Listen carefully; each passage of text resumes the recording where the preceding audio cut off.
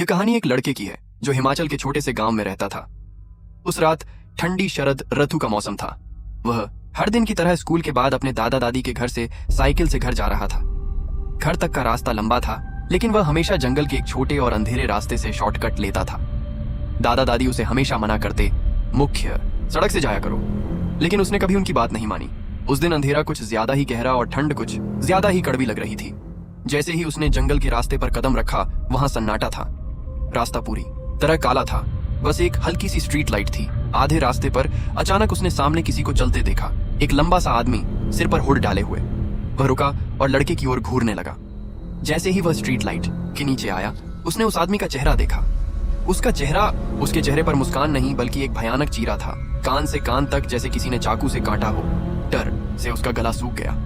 वह पलटा और पूरी ताकत से पैडल मारने लगा, लेकिन तभी पीछे से उसके कदमों की आवाज तेज हो गई। वह दौड़ रहा था। सड़क की आखिरी रोशनी दूर थी, बहुत दूर। उसके पैर थक रहे थे। साइकिल फिसल रही थी, लेकिन वह रुका नहीं। उसे पता था कि अगर वह गिरा तो सब खत्म हो जाएगा। आखिरकार वह घर पहुंचा। उसने गेट को जोर से बंद किया और पीछे खड़ा हो गया, हांफते हुए। लेकिन डर अभी भी उसकी रगों में दौड़ रहा था। अंदर जाने के बाद उसने अपने परिवार को बताया। सब हंसे, बोले, अंधेरे में तेरा वहम होगा। लेकिन वह जानता था कि यह वहम नहीं था।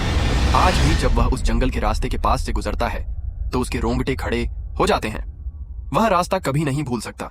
यह कहानी सिर्फ कहानी नहीं है, यह उस लड़के की सच्चाई है